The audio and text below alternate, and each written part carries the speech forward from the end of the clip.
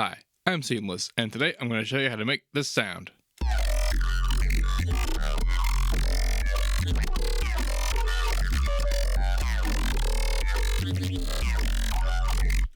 let that go for a while because there's some randomness, and I wanted that to express itself.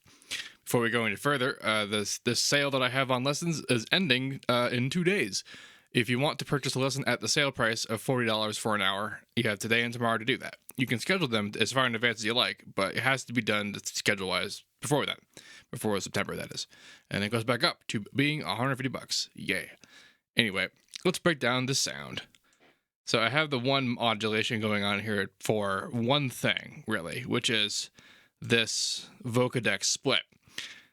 What's going on here is I'm sort of taking the idea of a morphing filter and using it to be a Vocodex idea. You might be saying, Seamless, I've seen you do Crossfade Vocodexes before.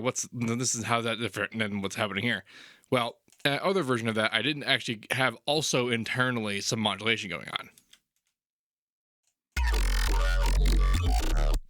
What I mean by that is the whole point of a morphing filter is that sometimes a whole spectrum sweep of a filter doesn't sound all that great.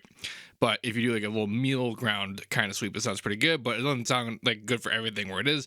So you have a low pass, band pass, high pass, and you kind of make it so that they're all moving a little bit, but you crossfade between them so that you're getting the best of the world that they are, where they need to be when they are. And that's basically what this Vocodex is about. Is the idea that the low, mid, and high of it feels better with certain settings, and in particular it also feels better to like have modulation of bandwidth, but to actually modulate the bandwidth with like a decent distance, or any of the other big parameters like the amount of bands and that kind of thing, it would cause problems. It's one of those parameters that has snaps and pops and stuff in them, so as minimal motion as possible is the best. As a result, we do these minimal motions and we crossfade between the rest of them. The crossfading is being accomplished as a result of just straight up the wet knob inside Vocodex. I have disabled everything else in them, so this is just pure Vocodex. When it comes to here, anyway.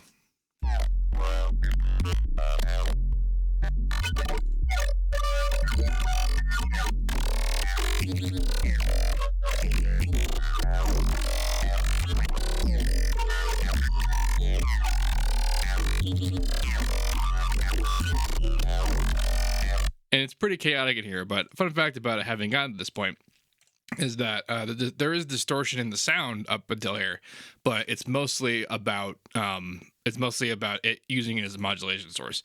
Like we'll get here when we get to here, but basically I'm using ring modulation into distortion to be the primary modulation of it all. And that has a tone and sounds a certain way, and it's super cool and whatever. But then I don't distort it again until after we do the cross-faded Vocodexes. And the whole reason for that is because we've done it this way is the signal is a lot cleaner than it usually is when you do big changes with just a Vocodex. Like it's high pass and whatnot, and then I get to distort it. And I have this phase split distortion module I have saved so that I can do this without a big arduous effort. And this whole patcher in patcher business. I put the Vocodexes in here, not so much because I feel like I'm going to do this again, because it just for organizational purposes, it's just easier. But this is something I have saved as a preset so that like when I do distortion, I can high pass out the distortions addition and using the whole phase trickery. And the phase trickery is with the stereo shaper, the original undistorted signal is being phase canceled against the distorted signal, and this is the shape I'm using for this one. And what that means in terms of the signal output is that the result of the output is going to be just what's different about the distortion. So it's only the stuff that gets added onto the original signal. And then when you add together the original signal in the proper phase, it becomes what would have been the total distorted signal. Because when you distort something, the original signal is still in there. It's because you're multiplying it. When you lose, like if you modulate some bits and you lose some harmonics, it's because the addition of the multiplication caused that phase change. But if you phase cancel against the original signal, you can do all this whole shenanigan. And the whole point of it is that you can make the part of the frequencies you want that they're best for be there, and not like have muddy distorted artifacts and that kind of thing, because it's just not there. But you can still have the original low frequency activity, which is clean because it's the source and it's undistorted, or at least in this case, it's clean in the sense that it's not changing it too much from what the source is, although the source itself in this example is quite unclean because it is pretty much Vocodex output, which is a result of banding things and filters and phase distortion like you wouldn't believe. I guess you would believe it because you do it all the time, at least if you use Vocodex, because isn't it great? I had this volume thing post. The whole reason this is here is just to get rid of that like tail that happens when you use things like that, because of that phase distortion that like you hear a ringy resonance on when it comes on and off, and just so that when the note ends, it stays ended, versus if it just went straight out. You can hear that kind of like canny Vocodex like result. And it's honestly, it doesn't matter, because if I'm doing this in a song, not only would you not really hear that, but if it were such a big deal, I could deal with it with audio. But this is just, I want to deal with it because I hate hearing it. It just bugs me. Goes in some pretty crazy compression, and here, wow, I guess not. Oh yeah, it's because I did all the crazy compression in the Vocodex part. This is where all like the biggest like tone like this, because like well, this original, again, the original signal was pretty well distorted. This is like the unmolested signal, and it is nuts because it's just a crazy OTTing it with the shape and all, but it's keeping it relatively harmonically okay. So here's my master compressor. It's keeping it even and whatnot, but it's slow. And it's because I didn't want it to keep crisping throughout every process until I wanted to do it deliberately, which ended up being this method of distortion here. Yeah, so that's where the primary compression happened, and then this was the rest of it, because that's the effective distortion. And this is mostly just rounding it off, I guess, because not a whole lot is happening here. And a little bit of EQ, teensy bit going out there. But let's talk about the sauce. Oh yeah, so I high pass all the stuff here. Like this is a high pass signal because the original into here was a high pass signal, and then distortion creates lower frequencies even if there aren't any. So this is just getting rid of that anyway. So this whole signal was high passed. So now these two guys are the subs embedding together. That's right, I said subs. There's a mid sub and a low sub, and it isn't so much that like I felt like I needed to do like to add harmonics. I need to do this separately, because normally I would just do that in whatever thing I'm doing. But in this case, this is actually the source. This is actually still the original dude. And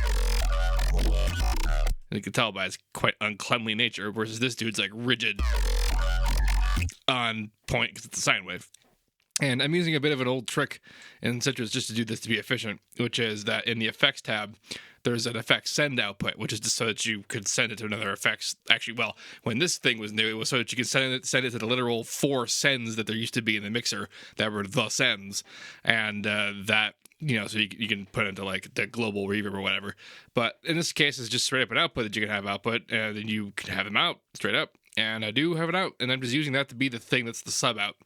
And the other dude is just part of the original guy, but the thing is there's modulation and stuff going on low end, so it's not clean. But the tone is there, and every version of some harmonic addition I added together with this guy didn't sound like it meshed with the thing. And the way you normally do that is that you just kind of move a thing around the thing to go with the thing. And I could do that, but that's a lot of work. So I wanted to see if I could get away with this. And I have seen people do this sort of thing before, and I questioned its like utility, but it turns in like I really thought about the consequences of doing something like this down here, which is like it creates this big old phase. You see it going on in Serum, and really what this means is that when other things move around through it, like up and down a pitch, that kind of thing, it gets pushed around through that like phase distortion, and it does actually do what the phase distortion modules do to things. And in this case, I turned it down a bit, so it's kind of like I EQ'd it out like from the thing all together. Well, not really all together, but like it's the presence of it is the sub is a lot heavier, and then the higher frequencies above it are a lot heavier. And the but the reality of it is that it does still sound better with this in it.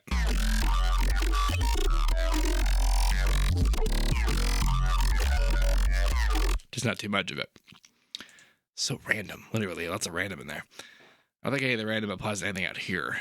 This is all very deliberate. This is this is all very manual crossfade setup, where 2, 3, and 4 are the volumes of the low, mid, and high guy, and the middle dude is the one that has like the really ringy bits, which is you'll see in the automation. So how like this kind of hangs around in the middle there, and that's where the screamy stuff happens up. That's where the really thin bands are, and they're in the middle because the top end and the low end need to be like a kind of stable. The low end has the sub-stable and like darkness, and the high end has a high frequency stability to it. But the motion in the middle is where the cool stuff happens. It's just the way that you move through it that determines how the rhythm occurs and that kind of thing. And I have a lot of examples here. But this distribution isn't even, as you can see, and it's because it did take a lot of A/Bing to be like which part feels right and which part like needs to have some part, because there's a lot of bleeding and the emphasis is in different places, and this was a whole very like trial and error kind of approach to get there, and this is how it felt. This is how it worked out.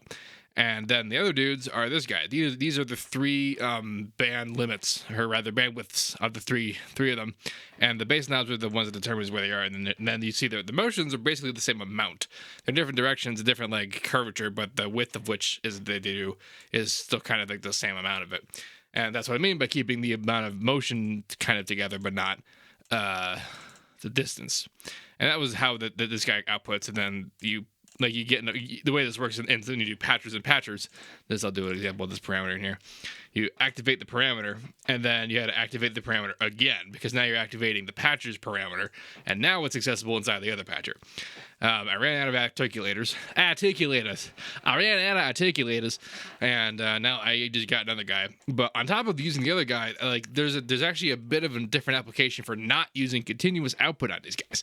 Initially, I used these as like entirely for Xmod purposes, but really what this also can get used for is for actually using the envelope. But it actually works a bit weird if you don't have continuous output off. In particular, it has to do with what happens when a note is pressed and you let go of it, which is when you have a release and you have continuous output on. When the thing hits the done to release, it resets the parameter and it stays there. And if you have continuous output on, whatever parameter is attached to will reset to where it is. And if it's up there, it'll be back there. And if this guy is, for example, the volume output, that means that it'll actually just turn right back on. So continuous output is required for it to to be off, rather, for it to actually act the way you would expect it to be, which is why it's off by default. Haha. But when I'm using like Xmod stuff like that, it needs to be on completely, so that like when motion occurs after note events, it actually tracks that. So that's how that business occurs. Anyway, let's turn all that off and actually, let's listen to what the stack sounds like. So here's this is all going into that compressor. Here's what just all the actual big old process stuff sounds like by itself. Still pretty low frequency ultimately, especially with the compressor bringing it all back up. Straight sine. That junk. See how the sub has like character, like it has the emotion to it, despite being just the sine that is the sub, but it's not affected by it. It's because of that very surgical placement of the EQ, and it just seems just a very obvious thing to do. And it's one of those things that I absolutely avoided because I assumed to be too dangerous, but it just wasn't. Oh, also, I have a big EQ on the sine wave down here because regardless of like how and when you turn it on or whatever, there's going to be clicks and that kind of junk. And a click is a high frequency event, and you can just turn that off by doing this. And especially if you just want that low frequency down there, it has a slow startup time because it is a low frequency oscillation. It's about to be anyway. So that's why it's important to kind of like keep it that way if you want it to be actually that clean. Anyway, here's what the Vocodex junk sounds like without the distortion.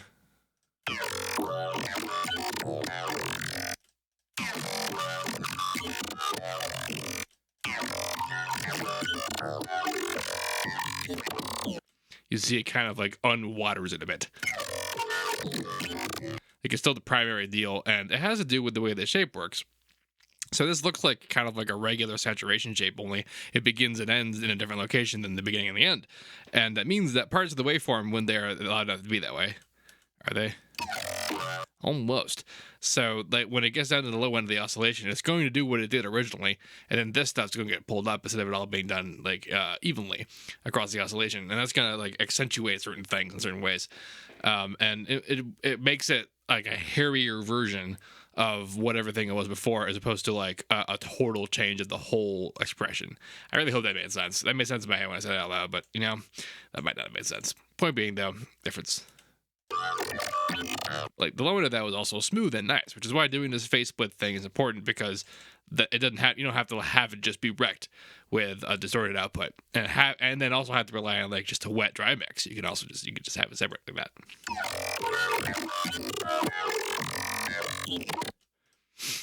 Here's what the Vocodex junk sounds like without the EQ that's keeping it clean.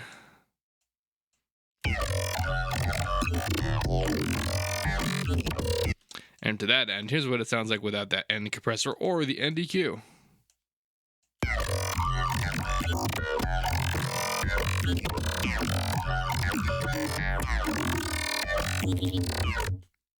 Yeah, there's that ring again. Like, I just hate that. I hate that so much. If I put that in there, it's like, it's really just, it's not good or bad, that sound. It's just, it triggers me. I don't like it. Anyway, in the Vocodex themselves, the settings are, they're pretty like we were talking about before about what they were, but generally like it was about the utility of the automation of it. But the big differences were in things like their distribution settings and in the bandwidth settings themselves. Although when I did I did clone them all from the same guy. I made all the big settings there, and then I cloned them and I changed some things to make them different. And some of that was pretty arbitrary. But for the most part, it was just so that there was a noticeable change between them, that you could like tell that there was like a motion.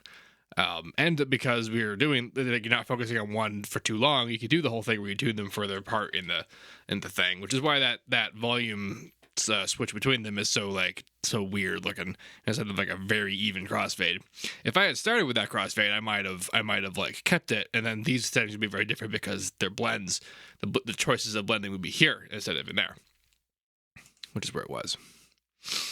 And then before the Vocodex stuff, and not in the sub stuff. So this is the sub stuff. No, that's the real stuff. Yeah, because it also came out there. This is what that sounds like without anything.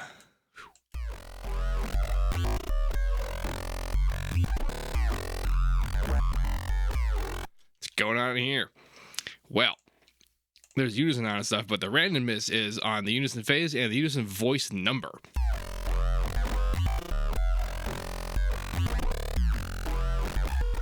And believe it or not, the main like change in the talky nature is coming around from this guy. The tone and stuff happening as a result of the choices I made in here, but for the most part, that ringy kind of change in the presence is absolutely just the phase of the Unison. And it makes sense. When you get any kind of sharp stuff together and you make tight unison with small pitch change, you're going to get that Terry like cone filtery type change in your spectrum. And this basically is determining where that in that spectrum that cone filter is. And when you distort that kind of information, it goes bananas, and it's nice. The thing that's being distorted is a lot of fun, though. My experiment here was to see about what I could get out of ring modulation. So the idea is there's distortion happening inside this filter instead of a filter. And I'm doing its asymmetry, like I just made a cool shape and it was fun. But the idea is the thing that's going into it is being ring modulated. And when you change the level of the distortion into distortion, it changes how much of the shape is applied to it. So when you change the level, you're pretty well modulating like a modulation, like a filter. So when you're doing it at an audio rate, it's really fun. And that was what this guy was. And then there's this extra dude, number 4. And number 4 is interesting because number 1 has main mod being on the mod. What that means is it's total incoming modulation on everything, FM and RM included. It's important to note because there's no other way to modulate RM. You can't just modulate the volume like you can if it was an FM oscillator. It's not actually a different oscillator. It's still the FM oscillators, but it doesn't get to be modulated that way for some reason. But you can still change this modulation amount by changing the mod to the source. Problem is, though, that means that if I add another guy in there, it doesn't do the job right. So this other guy has to have a different job. So, yeah. What is that job? Well, this is the guy that makes the tooth feeling happen. And he exists because... that feeling exists because literally he exists for only half the waveform and shuts off for the rest of it. And given what I just said about how the distortion works, this means that a significant amount of it is like a really interesting part of it, only really this amount of it. And you can hear it occur when I screw around with it.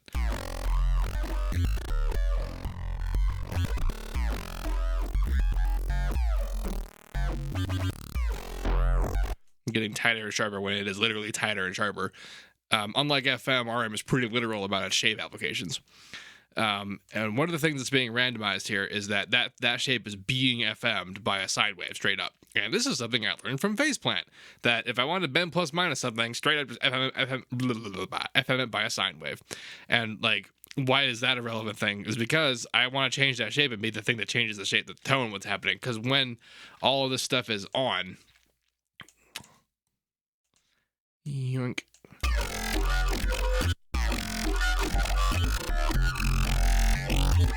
This guy's effect on a tone is massive.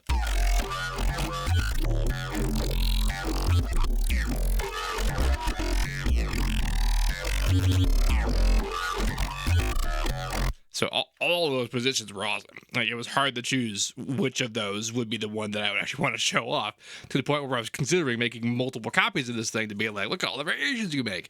And unfortunately, you can't automate any of these parameters for reasons, I'm sure. So, and here's the Faceplant solution, which is, well, I want to change its shape. Well, I can change its shape by literally just FMing it. And that's what the heck happened. And that's why, but the thing is, though, is that it was a really big impact on the sound, even though it's only on a little bit. So it's randomized to be off most of the time, except for like this little bit here. And even then, only most of the time, not on all that much. You can look at this as being like, basically a 25% chance of being on at all. And then like a half that again chance of being above 50% on. I wish it would show the line when it hits that stuff. Yeah. But so that means most of the time it's doing its sharpie regular, like whatever the shape is saying business, but it's also sometimes it changes a little bit. And you saw how tiny changes in that shape resulted in large changes in the tone. So that's really what we wanted here, is that every once in a while a large change in a tone happened, but it was still like related. Other special things are occurring in here, including that I have all, Unison voices, and I have some pitch going on, that kind of thing. But I'm also doing Unison index mapping on some pitch on some of these guys. And where are you at? Which one are you? And you can hear it. Am I not doing it on this guy? No, that was a whole different how to bass that I didn't get to be doing this one with. Ha! See, this is how to bass 226B. I'm not even sure this is 226 or not. Here's kind of a funny secret about uploading these things. And most of the time, I don't know what number this is until I go to upload it, and I go check whatever the last one was. And then that's when I go name it and number it. But this is the next one. And the previous one I did all that. I did some junk on the Unison index mapping, and I actually kind of really thought I did that this time, but that's better that I didn't, because it's kind of a pain in the butt sometimes. It could do cool things, but it wasn't totally applicable to this application. I'm also FMing the guy that's doing the ring mod on the thing that is being distorted, and that's being FM'd by the shape that's causing the toothiness. And so then the reason why it's causing the toothiness, because along with creating a change in phase for all the stuff, it's really only audible that it's doing that while it's doing it. And that's kind of interesting about the modulation of it, and why that's why it's like its tooth tone is determined entirely by the shape of that guy. And that's why we're talking about him a lot. And then all of this stuff is what gets copied when we do Unison. And that was, I guess this sub is actually getting Unison out of the output, which is interesting, because that was that was the whole point of doing it with the Unison index mapping and the other guy. It's interesting that I didn't run into an issue from having done that, because I'm panning a little bit. That means just panning on the sub somewhat.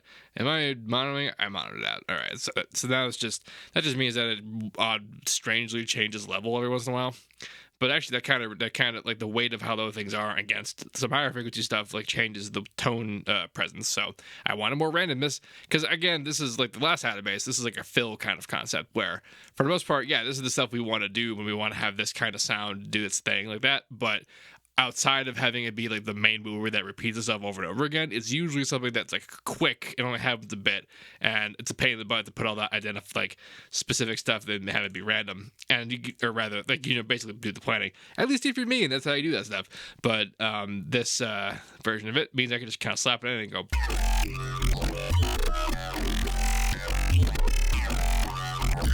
And it's dupe. Don't need to hear both things at once though.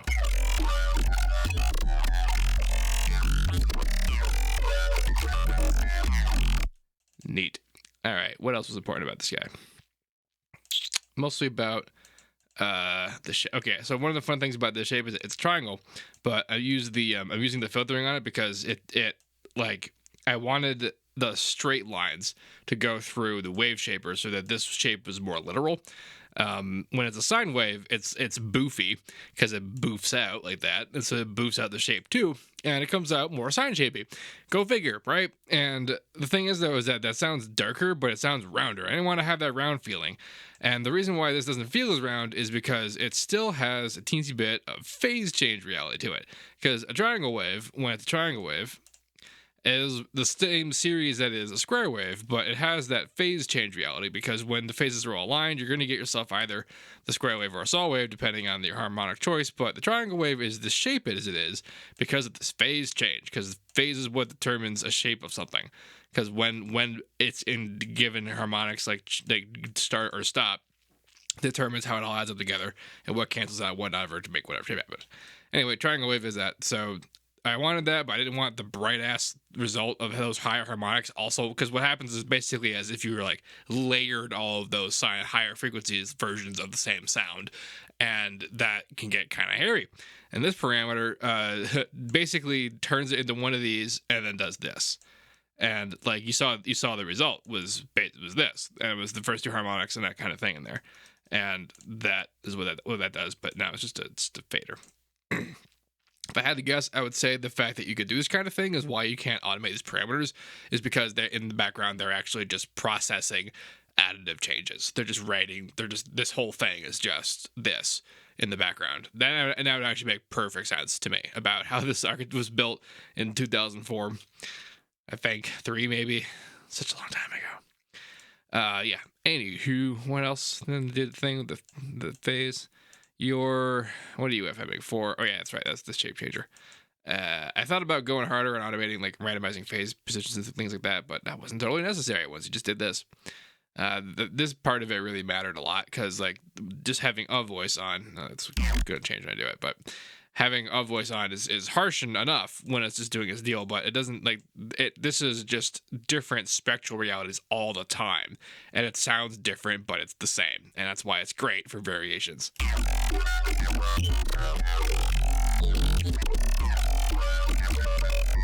And if I felt like I could get moving and pitch around involved too.